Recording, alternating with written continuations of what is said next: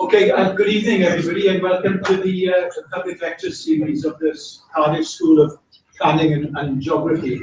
We're absolutely delighted this evening to welcome Andrew Sayer to Cardiff. And those of you who don't know Andrew Sayer, he's been one of the most prolific, but he's such a modest and unassuming guy. He won't say this himself. It required other people to say it on his behalf, as it were. He's been one of the most prolific and original social scientists in the United Kingdom for many, many years. This book that's been published, officially in London next week. So Cardiff, I guess, is hosting the world premiere of this book. We would say that. This will be Andrew's eighth book And he has straddled an enormous array of subjects over that period. He's covered initially cultural and economic geography. He's covered radical political economy. He then moved on to social theory and moral philosophy. And this book brings together many of those different themes. His last two books, The Moral Significance of Class, was published, I think, in 2005. And in 2011, he published an incredible book called Why Things Matter to People, Social Science, Values, and Ethical Life. And I think he's brought those last two book themes of social theory and moral philosophy together with political economy in this extraordinary book that he'll talk about tonight. I can't help adding a personal note. Andrew Sayer was my PhD supervisor at Sussex University, where we spent many, many happy and stimulating years together, working together at Sussex University. It's now in Lancaster University, and tonight we'll be talking about a book that's yet to be launched, and which is a very powerful book. So, will you join me and welcome Andrew Sayer?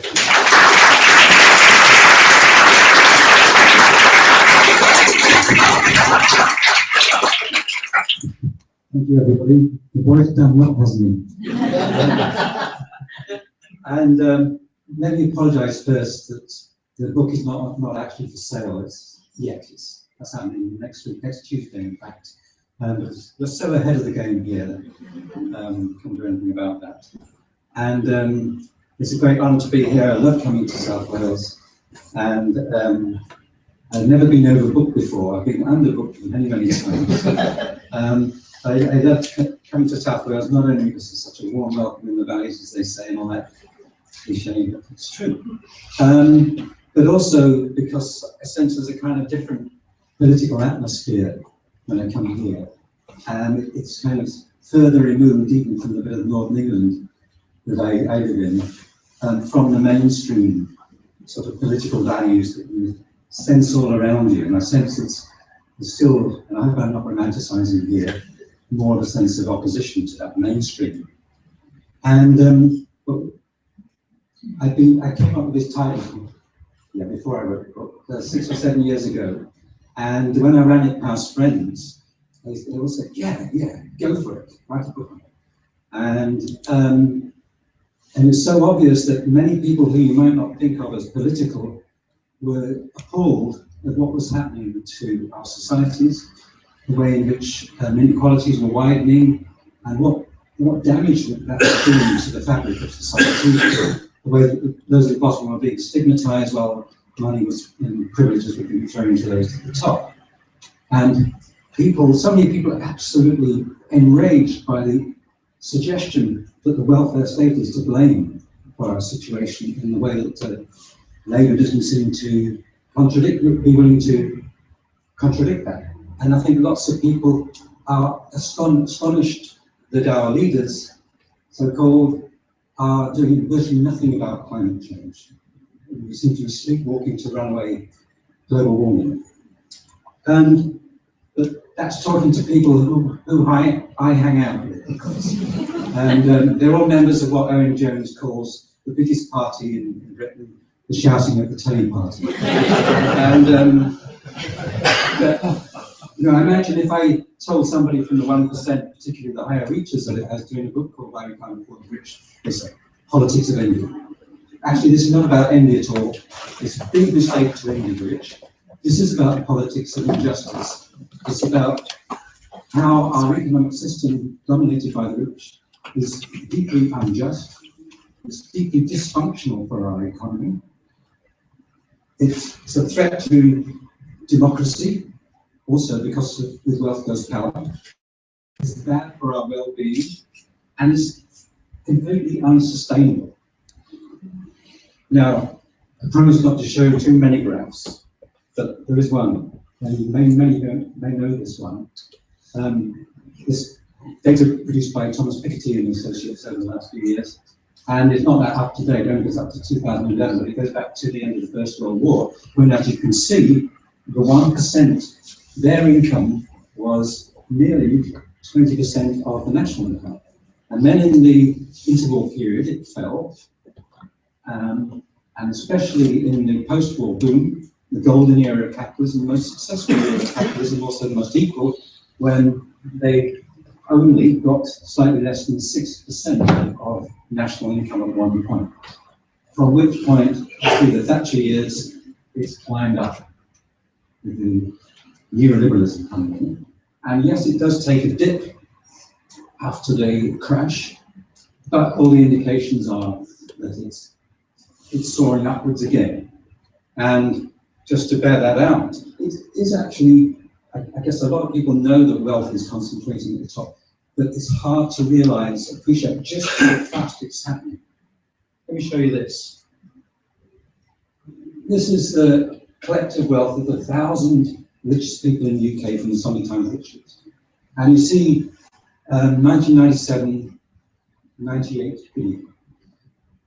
And then it grew to 2008, 413 billion. It took a dip after the recession, well, in the financial crash, but it bounded back. And in the last year, it put on 15% growth. So it's now 519 billion, just owned the wealth of the 1,000 richest people in the UK. And I couldn't believe this. I kept going back to the figures. And I thought, well, how can we make sense of this? Let's look at some other big numbers, like state spending. Well, state public expenditure is only slightly more than 519 billion. Pensions is 143 billion a year. And the national health, in intensive care or not, well, that's completely inappropriate, isn't it? 127 billion. Oh dear, what are we going to do with the NHS? Where are we going to get 8 billion from? It needs. As the Americans say, well, go figure. And last week, well, the other week, the deficit was estimated to be 100 billion. That's 100 billion we're borrowing mostly from the rich organizations. Should we be borrowing from them, paying them interest, or should we be taxing them? So, thought of it, setting that as an exam question.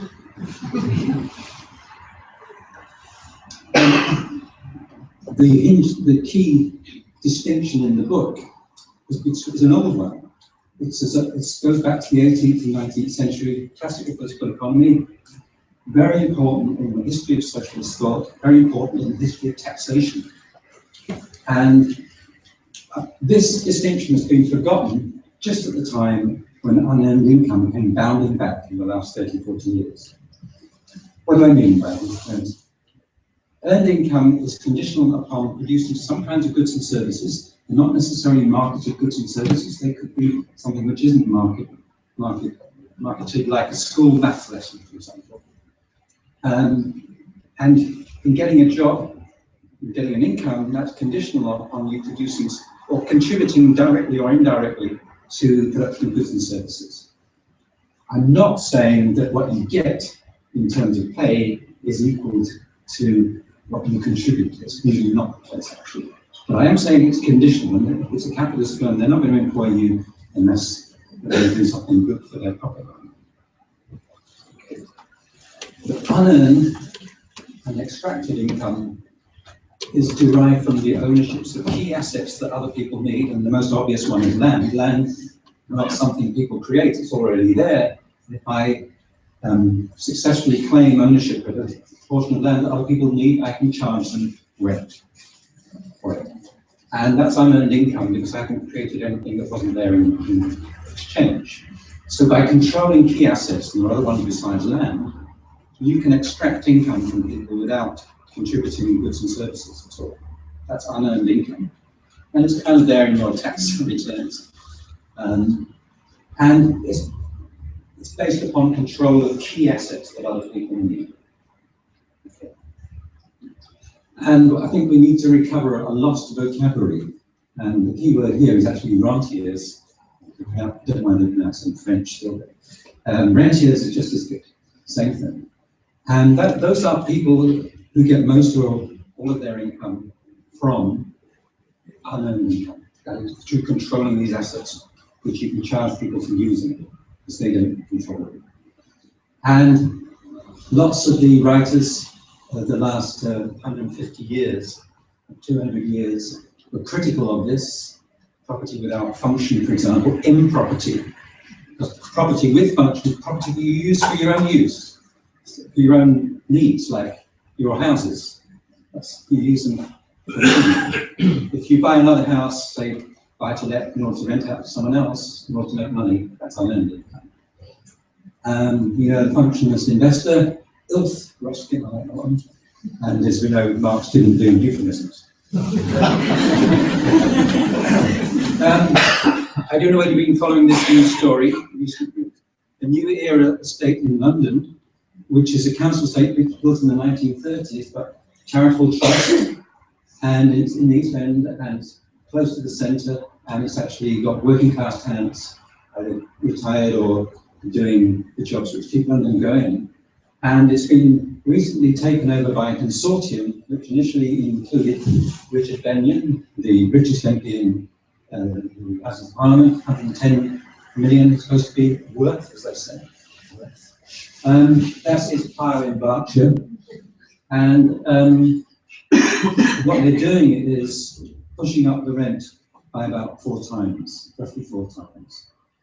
And the tenants, the New Era tenants, have been very strong in campaigning and got this into the news. And social housing, not social cleansing, which and social cleansing, very appropriate term because, especially those of you who do planning and geography, will know that's it's driving these low-income workers out of the city to where? Well, just aren't other low-income housing possibilities open to them. So they're in big trouble. But they're protesting. Now, it's interesting, Benyon has withdrawn under public pressure from this consortium. And it's interesting that he also is very much in favour of the bedroom tax and very much down on the welfare state. So he kind of joins up a lot of dots, doesn't he? And his family claims to have been in the area of London for 150 years. I'm sure we should be very grateful for them for that. He's withdrawn. Westport Properties, the New York firm, actually more aggressive rentiership, you could say, for continuing it and pushing up the rents faster. Anyway, what is important is not the individuals, it's the mechanism. This is John Stuart Mill in 1848, and you may have come across that first quote, landlords grow rich when they sleep without working, risking or economising. But actually, in a way, the next bit, can you all see this? Says more. Maybe people say never read out what's on the PowerPoint, so I'll let you read it.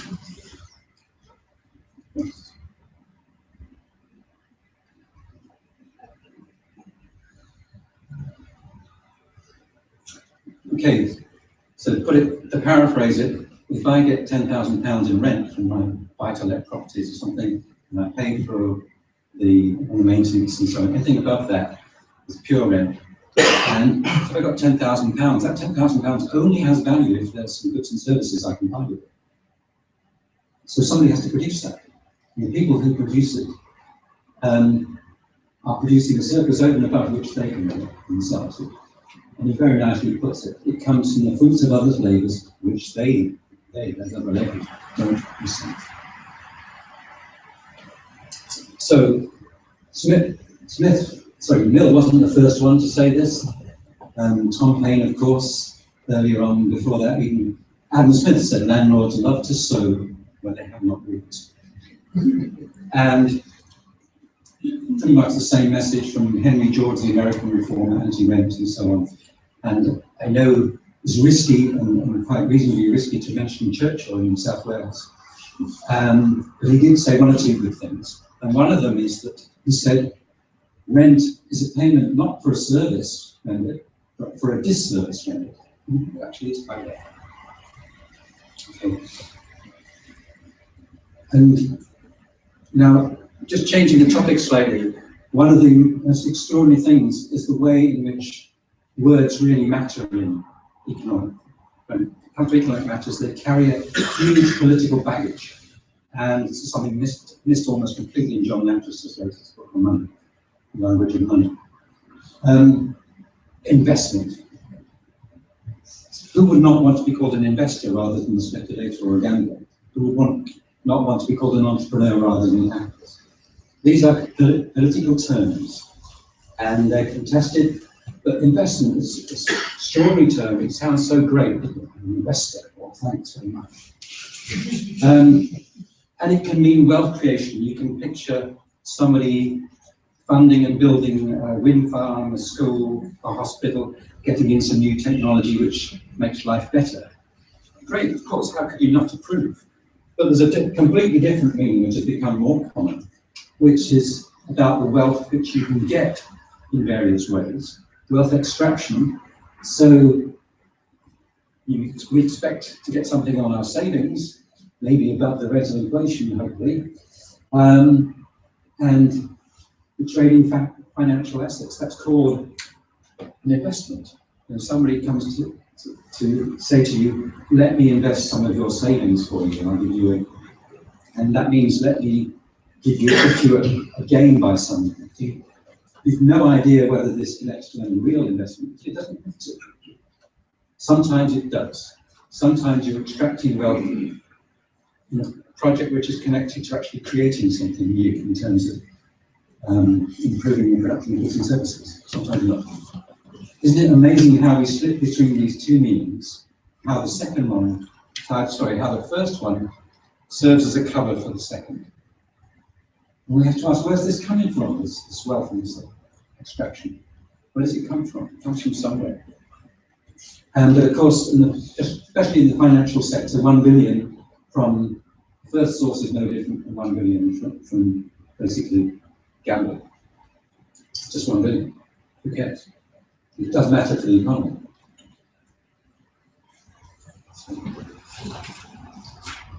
You may have heard about this place as well. This is Hampstead, Bishop's Road, second or first richest street in the country, and it has scores of these mansions. I don't know whether you can see, but there are security grills in all the windows because it's empty most of the time. And about a third of the houses in this street, some of them bigger than this, are empty. Some of them never occupied. And so going from the top right, it's got security grills, another one, and it's got an Aston Martin with an Arabian number plate. And so that's obviously just there when they pop over sometimes. Some of them are empty, some of them are derelict, top left. But who cares, because maybe they want to change the land use in the future. And it's increasing in value, not thanks to anything they've done, but thanks to development gain, which I'm sure many of you know about, and other developments, real investments like investment in the Crossrail link, it's billions, that's benefiting loads of other people that are getting a free ride, including these. And the one in the middle is one of many houses in the street which has been demolished. The garden scooped out to put in a basement, whatever it is, or extra rooms, swimming pool, whatever. And they put the garden back, and they rebuilt the house exactly the same. It's just been rebuilt. And you might like to know that these notices on the hoarding tell us about how green the construction company is in recycling. Thank you. But you may be saying, well, hang on, this house price inflation is something which has become part of life, isn't it? Some people bank on it, you know, their pensions depend upon it. And that's true. So a lot of homeowners are perhaps unintended in getting a windfall, not as a result of improving their house with their time, but over and above that, their house goes up in value. Maybe they can cash it in downsizing or some other things. And that's unearned income, frankly. So lots of people are encouraged to be small-time rentiers, and they may borrow money to become small-time rentiers from big-time rentiers. It's quite a chain of unearned income going on. But yes, it does mean that it's helped to legitimize this, of course, the fact that lots of other people are doing it on a small scale. But it's, how can you claim to have earned it? Now, rent isn't the only rent isn't the only source of unearned income. There are many, but interest is very important. Even though we perhaps don't think of it as unearned income, we think we deserve it. We've saved. We should get some interest. But think of this. Say you are extremely hard up, you've hit bad times, you need £1,000 quick. You've got a friend who's comfortably off, and you know that it wouldn't be any trouble to them to lend you 1,000. So you say, please, can you lend me £1,000? And they say, yeah, okay, it'll be 5% interest, compound. And if you default on the payment, I shall take possession of goods to the value of your debts. That would be the end of the friendship, obviously. Neither a lender nor a borrower being obviously good advice. But why would we think that's so outrageous? Because they would be blatantly taking advantage of our weakness. They're using their strength to take advantage of our weakness. And I put usury there quite deliberately because I think we should talk less about debt and more about usury, because that signals a relationship between lender and borrower, not a thing, debt. It's a relationship. And all the old critiques of usury, whether secular or religious, go back millennia. And the most important point they make against this is that it allows the rich to dominate the lives of the weak, take advantage of their weakness. And that still applies, you think of rich banks and rich, super rich individuals, bondholders, Greek bonds and so on, disciplining the lender. That story, the borrower, that's millennia old, that story. It's not new. But of course, there's a kind of cultural transformation with debt. Instead of thinking debt as a burden, oh dear, how can I get rid of these debts? In the stroke of genius, they renamed it credit. Oh, I'm credit worthy, how nice. They become successful and reliable. Oh, so good. And you know the Wonga phenomenon, over £5,000, 5,000% annual APR, and the owners of that making 50 million in the first few years. And it's extraordinary how indebtedness has increased. And this is a kind of usury, and there are all sorts of forms of discipline applied to the failing borrower. But again, what's that for? What's the interest payments for? We know that poor countries which borrow from rich countries end up paying far more back than the borrower. What's the interest for?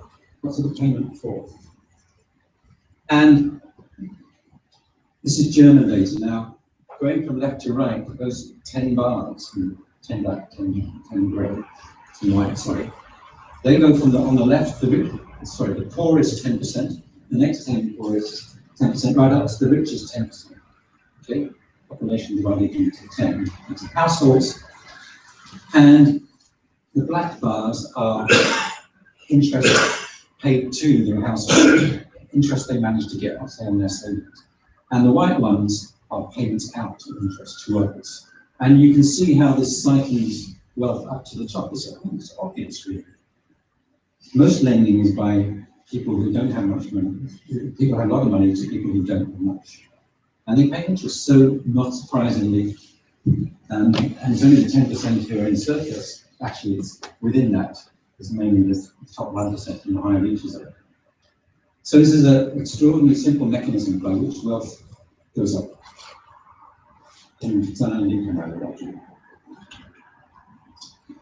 Now, I think one of the things we really need to do is become a necessity, such as the seriousness of the crisis, is to challenge taken for granted institutions, economic mechanisms, institutions.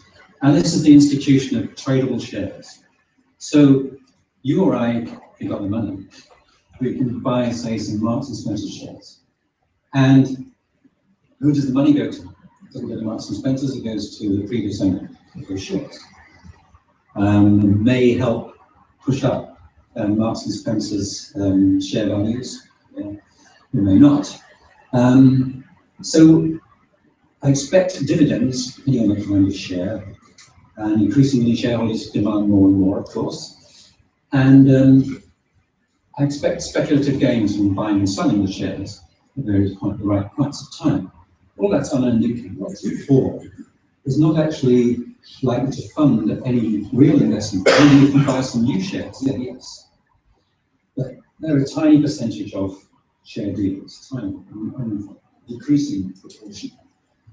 So let me ask you to think, why are these uncommitted fly-by-night, if you like, fly-by-the-second shares of cherry by a millisecond these days? They're uncommitted shareholders. Why are they treated as the prime stakeholders of firms? And why are people who work in them, maybe for decades, who are often very committed to the work that they do, not just the source of money, but to the work and the service they're providing, they are not stakeholders. That is absolutely astonishing. What is the justification for that? Why aren't we asking that question? And you could say consumer reps also should be key stakeholders, and maybe committed investors who do actually find some objective investment too. They should be in there as well as stakeholders, but not these uncommitted ones, the functionless investors, Keynes called it. Now, I've been talking about rentiers who get money in their sleep, but in the day as well, of course. And some of them call themselves the working rich these days, claim to work extremely hard, and so what, care workers work extremely hard. Salary earning, most of their money comes from salary, so how can they be rentiers? Surely that's earned income. Well, most of the super rich who get their income from salary are in what I would call working for rentier organizations, like many financial institutions, not all perhaps, property firms, and lots of non-finance firms these days actually are quite making a lot of money in the financial sector. And so part of their money, at least, is unearned income. They're rentiers at one remove, but they get the money in the form of salary. But the firm's revenue comes from interest and from speculative gains. And we should, part of the book is arguing against the idea that markets are meritocratic. You know, you're worth what you're paid and you're paid what you're worth. The market gives you a measure of that. Markets, as even Hayek said, the founder of neoliberalism, have got very little to do with fairness. He acknowledged this. Yeah, so maybe we shouldn't tell our children that, so it might discourage them from trying hard. This is a lot of luck. You know, he's honest about maybe being dishonest with his kids. But anyway, markets are not meritocracy. It's very much down to power and control of assets, especially. And when it comes to explaining why, say, top managers and owners get so much, the simplest explanation usually right one is simply because they can. And anything more than that is just whitewash. And the situation is worse, partly, of course, because labour has been weakened.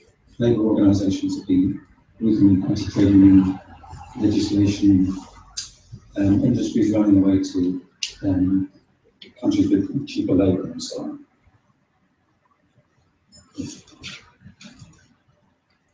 So there's a shift in power, which also explains it.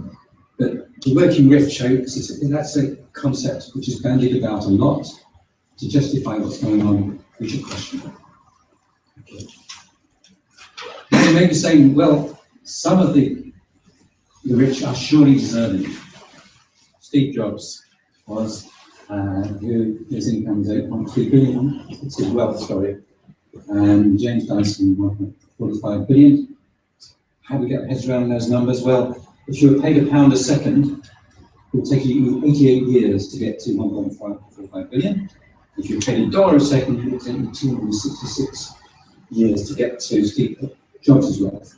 Now, yes, these are innovative people, but we need to puncture this myth of the maverick kid in the garage is such a brilliant individual who invents all these things. A lot of the inventions really come from the state, actually taken up by private firms, and people don't invent things and develop things on their own. They stand on the shoulders of people who've worked on things before.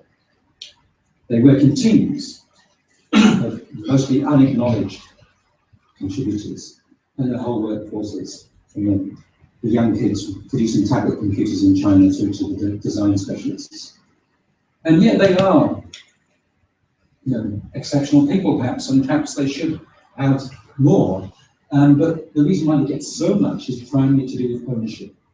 It's within their power by virtue of ownership and partial ownership to control what happens to the revenue brought in by the work that the employees do. It's in their power, so it's because they can. I think what we should do is allow employees to vote for the salaries of managers. Okay. Where there is wealth, there is power, and it's tempting to stick at this level, top, basically. The rule of the rich, plutocracy, and yeah, there's top left, David Cameron, and the third front is Alexander Boris Pfeffel Johnson, or Boris Gurney, and Michael George Osborne. Yeah, there's a lot to say about all that, but let's look at what's underneath, which is more important.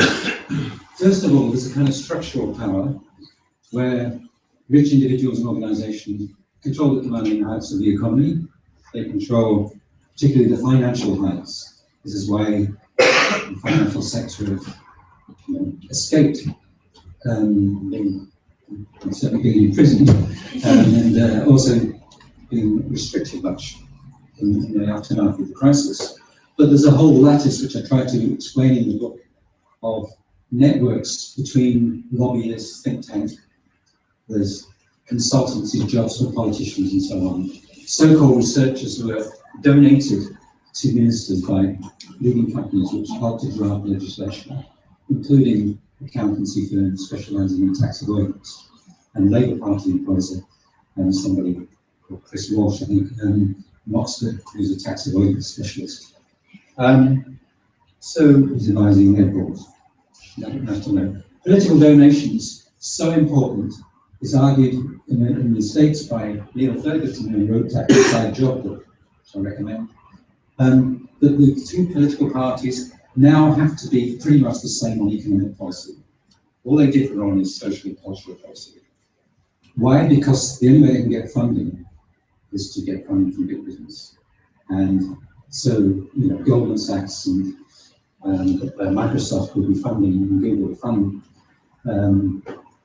Obama as well as the Republicans. Whoever's going to win, they can only win if they get their revenue. Tax havens are an enormous topic, but they are actually sponsored by places like the City of London. City of London is as Nicholas Shaxson has shown, is a centre of a web of tax havens, which they very much determined to preserve and expand. Maybe most of you know about TTIP, this Transatlantic Trade and Investment Partnership. Tell everybody about it, because this is such a threat to democracy. This is a trade pact which is being negotiated in secret by corporate lawyers. Very few elected members of our representatives know anything about it or are party to it. And what it most worryingly includes is a mechanism by which big firms can sue governments for blocking what they want to do. So employment legislation, health and safety, and environmental legislation. And this is already going on in other parts of the world governed by other trade pacts. In Ecuador, the mining company Occidental is suing Ecuador $1.4 billion, I think it is, for being refused permission to do some mining for environmental reasons. If that goes through, then what happens to democracy? It'll be purely nominal. I think we live in democracies, and it's very important, but we're in democracies which are in the shadow of plutocracy. And legal corruption, what do I mean by that? Well, we know about illegal corruption. This sentence from Frederic Bastiat, French principal economist, I ran this past some people in the Tax Justice Network, and kind of investigative researchers working on tax avoidance. I said, is it too strong, this? He said, no, that's absolutely it. What is either not illegal, as actually contested in the law, or what is actually legal in some cases, is actually a form of corruption. I'm not going to say anything about philanthropy, that's just a bit of bait, because I consider philanthropy to be part of the plutocracy, part that legitimizes it. But you can take issue on that with me if you like later. I'm not going to say much about this, other than that we shouldn't be cowed into remaining silent on the wasteful consumption of symbols of opulence by the rich at a time when so many people are needy. The 85 richest people, Oxfam tell us, in the world have as much wealth as poorer half of the world's population, or 3.5 billion. Is that a rational allocation of resources? I want to ask the economists. But it's a waste of labour, it's a waste of resources, it's a waste of time. And of course, there's another side to it. And it involves more than just the super rich, this Christian Aid poster, done a few really good ones.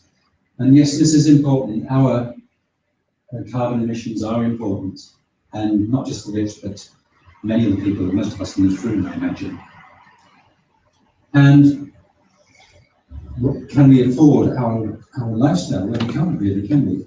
But it's very easy to responsibilize, as they say, individuals, go for your low energy light bulbs and so on, and feel good about it or whatever. It's our responsibility. But yes, it is.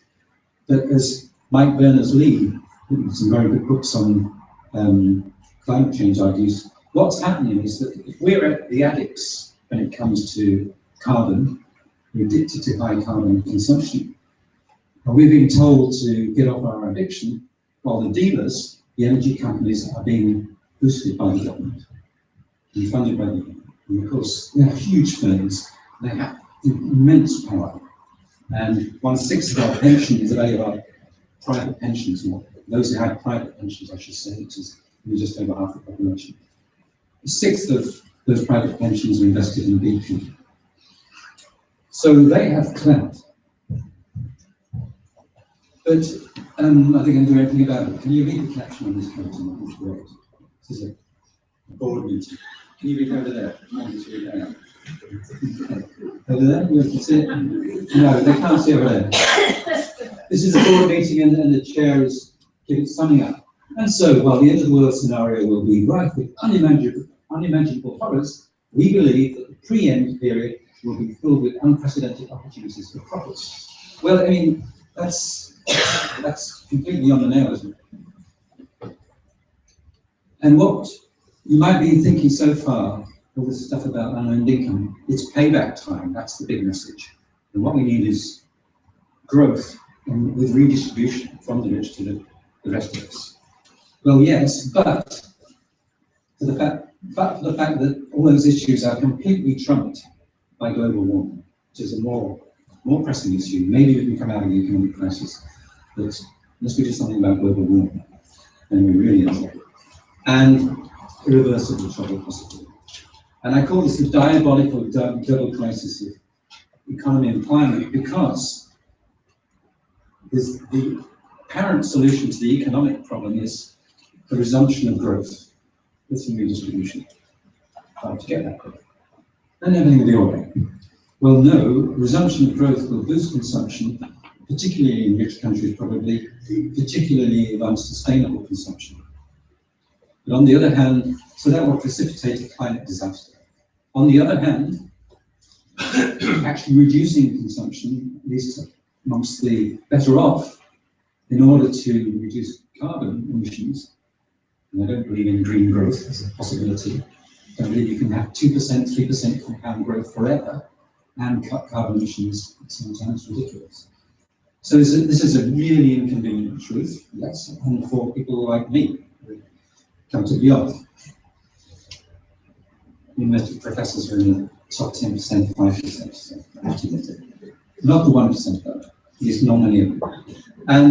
But if we cut back consumption and stop growth, which is what some people are arguing, that will really scupper the capital economy and we'll be in big trouble. So this is hugely difficult crisis, and what do you do in a crisis? Well, you have to go back to basics.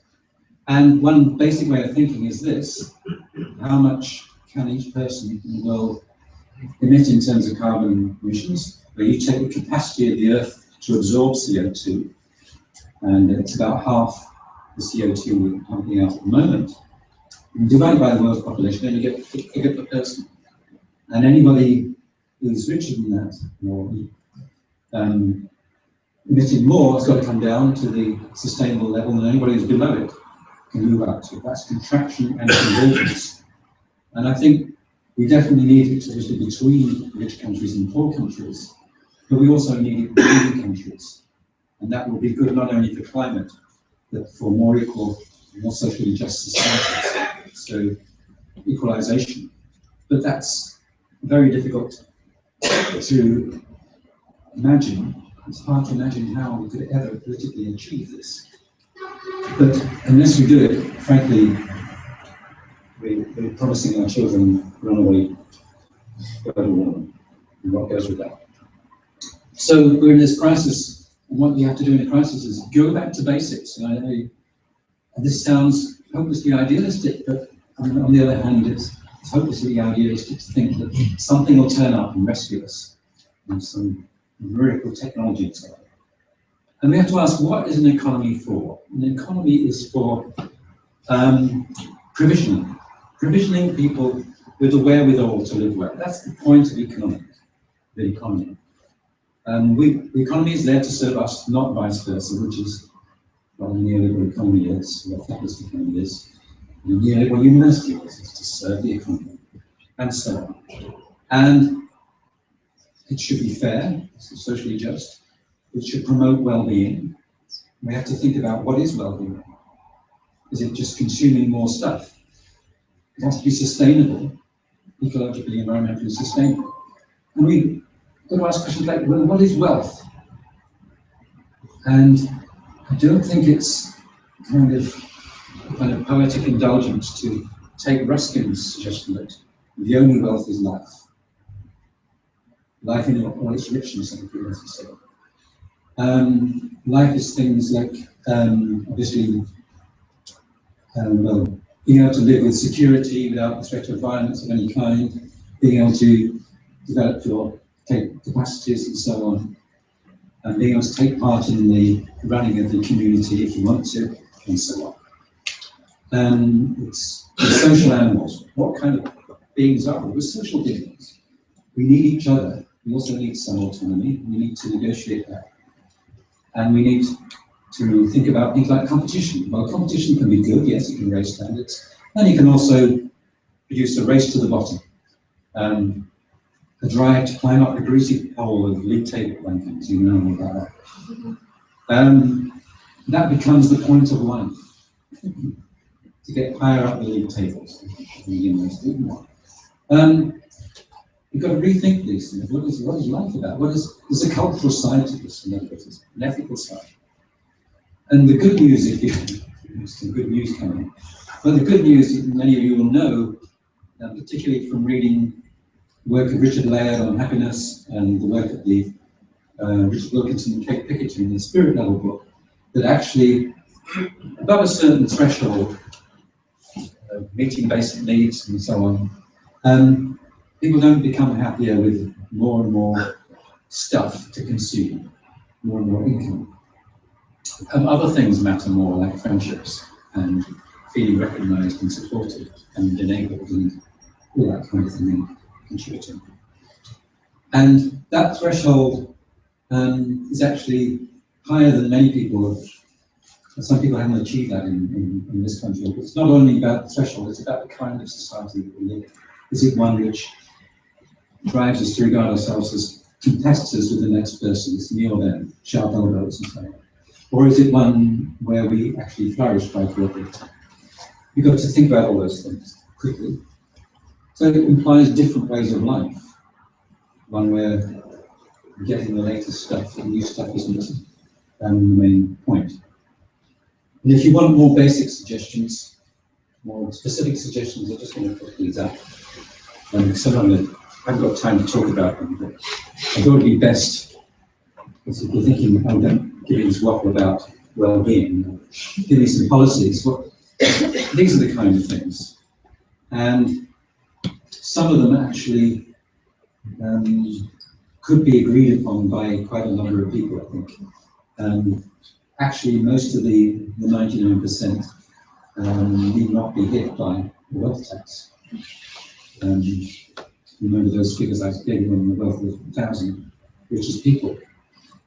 We've got to stop the TTIP, and control movements of capital if we want to control economic function. Massive investment in low CO2 energy, but that's it basically. So there you go. Thank you very much.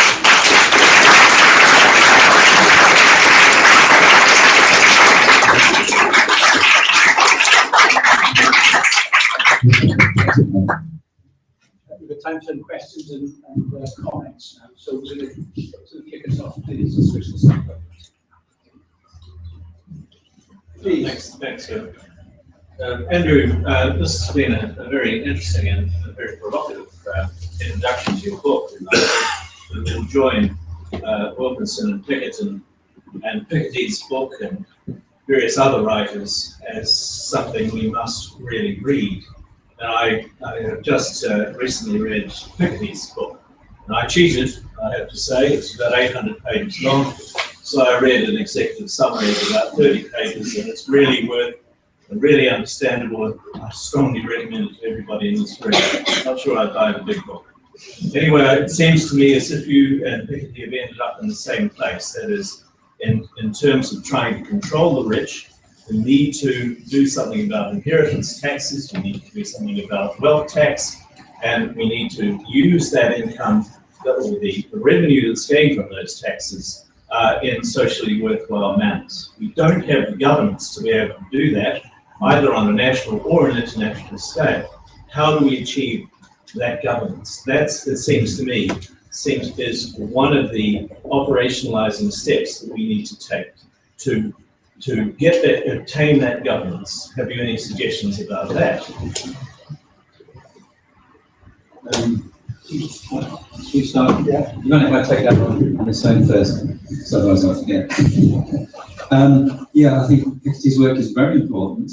I couldn't have written my book without the data which he and Sayers and others, other associates, assembled on the World Incomes database, or Top Incomes database. And this is a fantastic book, I think. And there are some big things wrong with it, and a lot of people pointed out this definition of wealth doesn't differentiate properly between forms of wealth which are primarily there for our use, like most people's houses. They're not being used as a way of extracting, getting money out of other people, but some forms of wealth obviously are, as financial instruments. So there are big problems with it. Who doesn't distinguish between capital and wealth? Actually, the worst thing about it is the fact that there's only 1 and a bit pages on global warming. So basically, between the lines, you get a message. We need to get the capitalist economy working again. Maybe then we can sort out global warming. Well, there just isn't time. The forms of governance which could produce this, well, let's just remember that what happened in the 1920s, 30s through to the 1970s, where that wealth was clawed back, the balance of power was shifted. Okay, the context was different, but let's remember it has happened before, and it will need to be done in different ways. But we'll have to do it. We'll have to get that power, and I'm just trying to make a contribution in this book to that political message, if you like.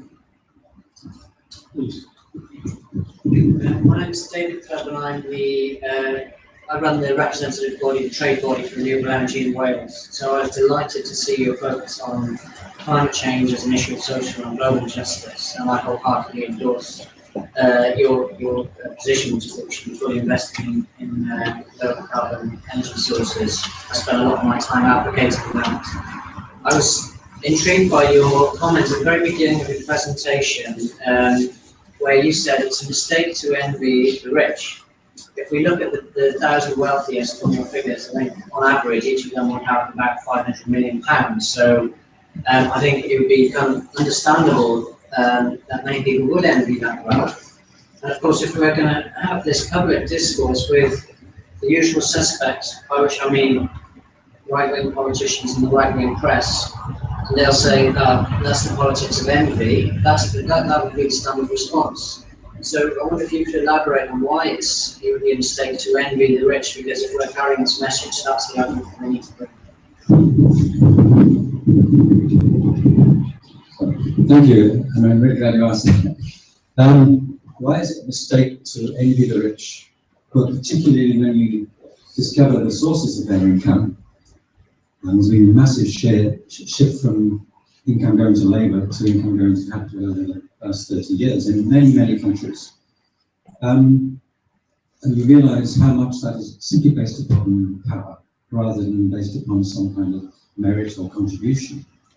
Then why should we envy somebody who free rides on other people's labour? You know, if you're in a team and somebody in your team is free riding on the rest of people's labour, do you envy them, or are you angry with them? Do you want to swap places with them? Well, that's unethical. The problem is the free riding. Okay, people can make different contributions because they're differently able. We should recognise that. You know, if you're young and fit or an old person like me, then that makes a difference. Yes, we've got to make an emphasis for that.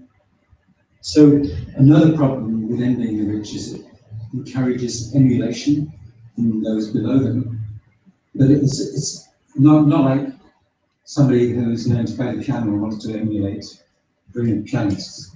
But it's wanting to emulate an activity which is unjust and unsustainable and dysfunctional.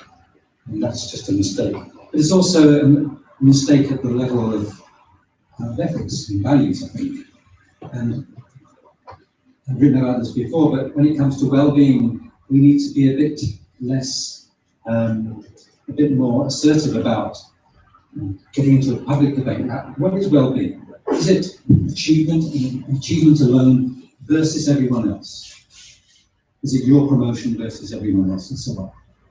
Or what is a good life? What's a good university career, for example, and so on? Is it just about promotion and publications and so on, or is it about something else? We really need to have those debates. Because it all comes into why we should envy it. Thank you, and really enjoyed that. Looking forward to reading your book in the future. You asked a question about why are workers and employees not shareholders and stakeholders within companies.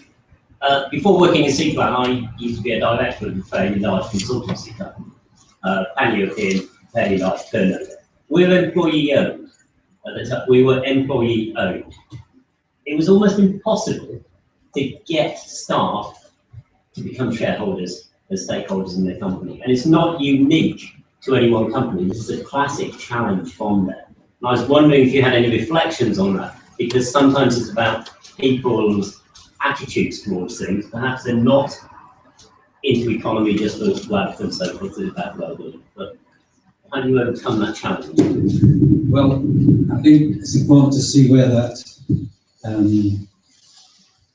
apathy, if you like, if that's the right word, about getting involved comes from.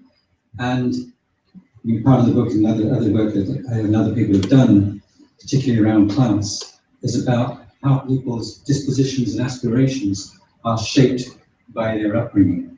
And if you are brought up in a rich or fairly well-off professional family, cosmopolitan and so on, who have power, your parents have power to give other people orders and have power to make decisions, then it's easy for you to feel at home talking about politics and making decisions, and you grow up just assuming, well, that's of course what one does. Conversely, if you live in a family which has very little income, very little status, very little power, where you're going to be most likely end up in a job where you have to take orders, yours is not the reason why, then you pick up dispositions or a habitus, as Pierre Bourdieu, the French sociologist, calls it, set of dispositions which attune you to that prospect, most likely prospect, very little social mobility usually. So I think it's understandable that people don't feel comfortable getting involved in it. Because they come from cultures where they may not have, that's not on the agenda. But otherwise, you know more about how you can get involved. Great. Yeah, thanks. I'd like to hear more about what is to be done. So, encouraging you to speculate further on that, I'd like to introduce an element that I don't think you touched on, which surprised me slightly, which is the ageing profile of the mature economic societies that much of your talk touched upon. The likelihood that many of us will need to be working well into our 80s before to retire, and what that says about the prospect of some of the benefits that you would presumably like to encourage. Well, I kind of doubt if we feel that pressure if the balance of power between labour and capital, if you like, and the rich and the rest had remained the same as it was in the post-war boom. I think it's partly because the wages and pensions have not only stagnated, but on top of that, housing costs have gone up, partly because of housing price inflation. Neoliberalism, dirty secret is it actually loves inflation, providing some assets like shares and land values and so on. If that hadn't happened, I don't think we would be nearly so worried about aging population. And maybe we do need to think about retirement, something I've had to think about recently. And having systems where make it easier for people to sort of taper off, rather than staying and teaching until they're 70. And what an appalling prospect to teach 70. And that destroyed people. They should be allowed to taper off. Okay, there is flexible retirement schemes which are beneficial. But think of that 519 billion before we say, right, how are we going to afford this aging population? Andrew, I think I'll have to get up. This is probably an unfair question, but as an old friend and colleague from Lancaster days, I think I have some right to ask it. One of the things you talked about is the return of plutocracy, a plutocratic form of elite rule in this country. Now, if history teaches us anything, it's why you do this as to whether we should expect history to teach us anything, but if it does teach us anything, it teaches us if we need to change a current elite that's in power, then we need an elite, a political elite, to challenge the established elite and to provide a different kind of vision, a different narrative as to where, in a sense, the change is going to come from. Now, my problem is that I can't see a Franklin D. Roosevelt anywhere on the political scene in this country at the moment. And maybe that's an awful lot to ask for. But the serious question is, where is the challenge going to come from to the established power that the current neoliberal elite are exercising? Well, there are several sources, and I think they actually come from below, maybe. And one of the trade unions.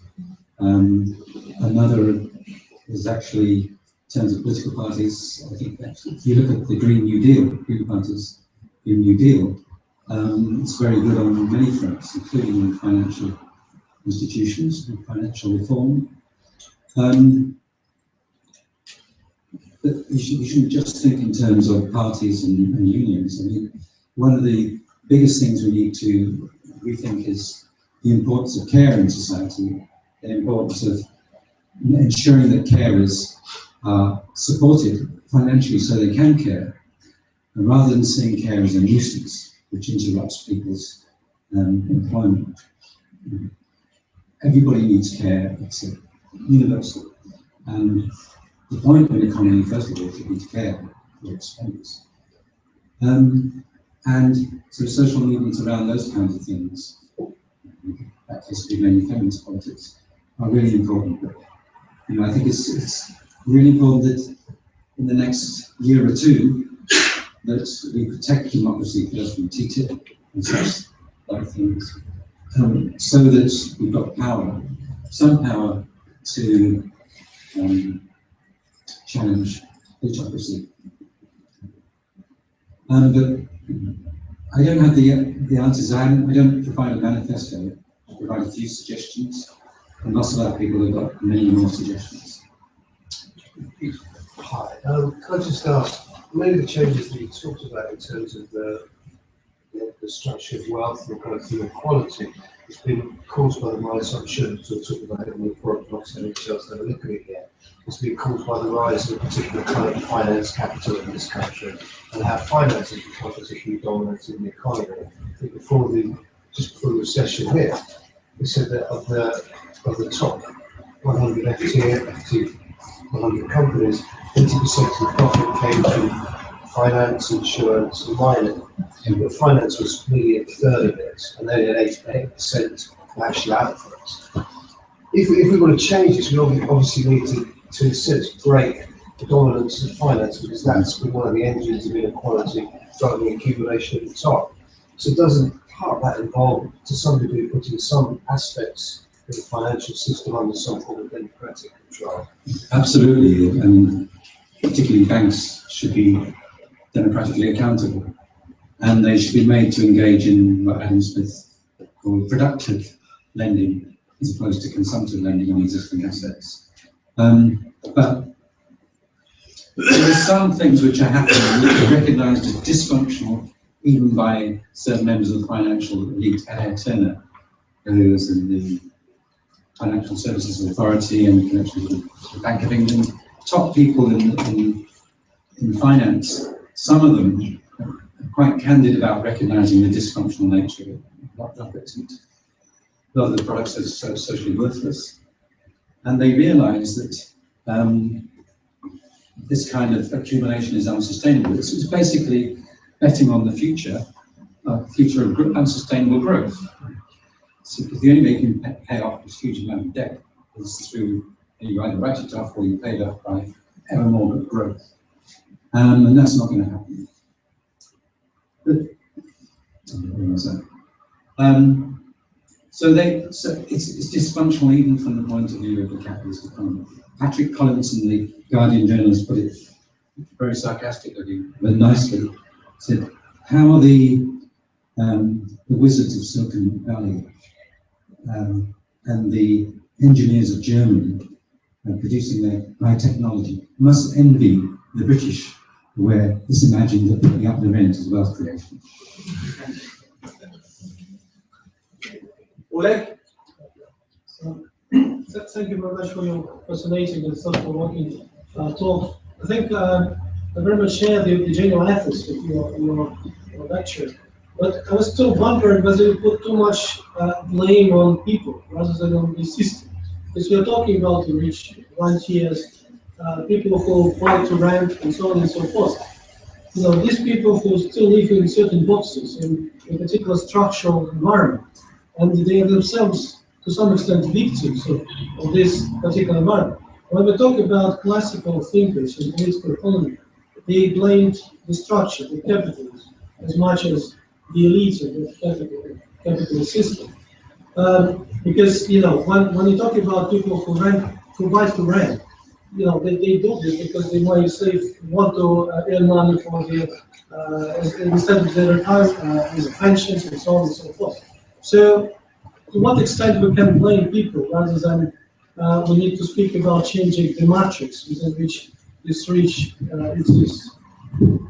And actually, that's what I'm trying to do in the book. And it's not about individuals, although you have to give some individual examples. But if it was different individuals, pretty much the same would happen. It's not to say they don't have any responsibility. You know, the leaders of the banks who are, you know, presided over money laundering and all sorts of things, and drug money and so on. They did have some responsibility, but it's more a structural thing. And the culture of the financial industry comes from its very structure. So I actually agree with you. And it's the mechanisms. And in the case of, say, buy-to-let housing, somebody buys a house to let in the hope that this will provide them with a pension. And that's an understandable sort of sticking plaster solution to a different problem, which is inadequate pensions. that's the problem that we should deal with. And pensions always involve directly or indirectly transfers from those who can work and those who are too old to work. And that's what you've got to deal with. So yeah, I don't blame individuals. And I've got some friends who, in this position, who had very low income for various reasons, because they've been single parents and not being able to earn much and so on. And they're now getting into their 50s and 60s worried about not having a pension. So, somehow sending off, another friend has got a cottage with a garden, and it's a rundown place and got very low income. And I don't blame her for looking into getting planning permission, because she sells it in order to downsize, because you get a lot of money from building a house, from a plot with pension, sorry, a plot with planning permission. I understand that. And the problem is inequality provision of pensions. So I actually agree with you, and I hope in the book at least that message comes across. So I got sick of reading books about the crisis, and you've probably seen these, which say hedge fund manager Joe Bloggs wears button-down shirts and he loves a game of golf. And he did this and he did that and he crashed that company, and now he's bounded back and more wealth. Well, what does that explain?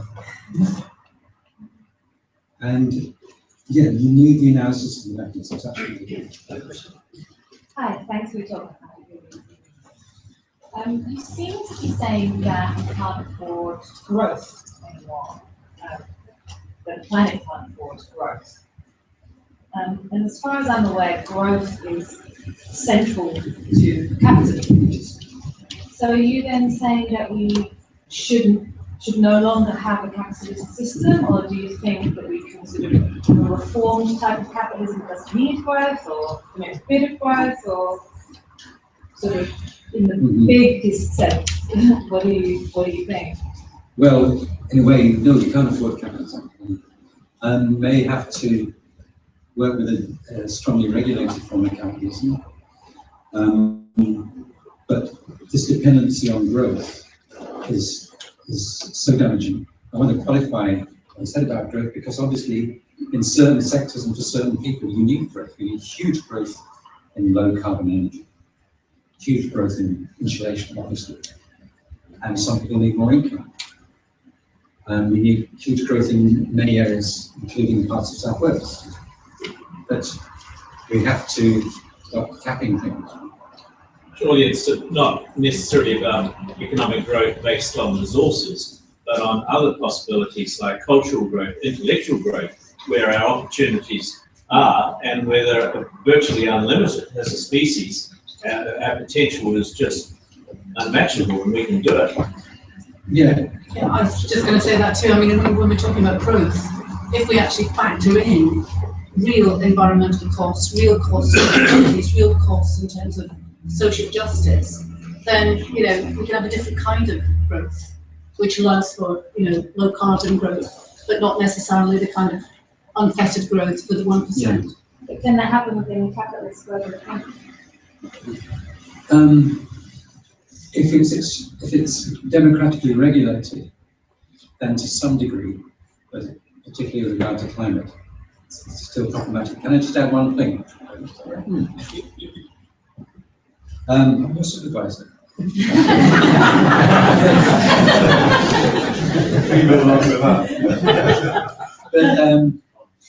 there's been a movement in development economics led by Amartya Sen called the Capabilities Approach, which says, well, what's development about? It's not about GDP, it's about people's capacity to do things which enable them to flourish. I absolutely agree that there's a danger in that kind of debate of forgetting about the economic things. And it's like, who wouldn't be against flourishing for all? David Cameron has written a chapter in a book on the future of the planet. I think he rehashes one of his PPE essays on Aristotle and flourishing. Who can be against that, those kinds of things?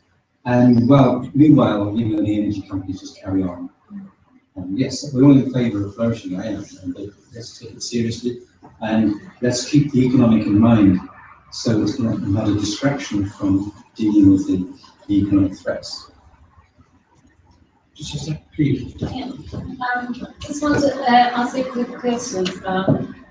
How do you see the global politics of this? Because, you know, if you take action in the UK, it's all right, I mean, we can regulate something, but UK is now considering to go out of European Union. There's a huge energy war going on in the Ukraine, which is a big problem. Also, you know, Middle East is boiling, etc. So, actually, especially on the very topic, this energy topic, a huge global crisis and political crisis. So, how do you see the scale of politics that we need to fight against? Right, it's such a good question, but 60 seconds. That's basically beyond my range, you know. I'm not an international politics person, but there are people who can answer that. So can I pass that on to them? But better to say nothing sometimes than give a What's the question? Growth and relationship control. How do we control ourselves? I'm reminded of civilization and its discontents, and it's how, you know, that speculation on the fantastical of ourselves, and how do we control ourselves? The people you've been talking about aren't in control of themselves. They may be in control of us, but they don't really seem to be in control of themselves. Which people, the 1% or the... Yes, the 1%. Well, of course they can flourish in many ways. It's easy for them. But, you know, so with regard to the rest, I think lots of people do know what, just getting more stuff isn't the answer to flourishing. And there are lots of forms of life within a capitalist society which do enable them to flourish, simple friendship and good families, and so we don't mean that families also places of violence and hell, but there are lots of settings, including work settings, where people can sense this is conducive to well-being if they're working together, if they're providing a good service, if they're supporting and so on. The seeds of this, or you know, the drafts of this program are already in existence. They're already doing some of these things, but it's a question of, I suppose, if you think of neoliberal education, it's dealing with the pressures which keep us away from precisely those forms of flourishing. Is it a final question or comment? I'll give a comment. Okay, Marcelo, please. Just a comment because I cannot be quiet. Henry George mentions economists from the beginning of the 20th century. And as a critic, I say that despite the fact he's seen as a liberal, so a right wing, so he's capitalist, okay? He is totally forgotten in the economics books, textbooks. So I think this is one of the ways the actual system works, you know, to alienate people, even if that I enjoy very much. Yeah, I mean, on that note, it's just interesting that, as I said, Milton Friedman, another neoliberal, who were in favour of land value tax, because he recognises that rent is unproductive and a dead weight cost. But so neoliberalism as an economic doctrine isn't particularly in favour of rent, but there's a political doctrine that's infused with opportunity. And at this time, you know, rent is where the rich are making money, interest and speculative gains, capital gains and so on. And so neoliberal politicians aren't just about the details of neoliberal economic doctrine. They want to get re-elected, they want to get the donations of the rich and powerful and support. So, yeah, okay. So, if there are any further questions or final comments, will you join me please in thanking and do the traditional.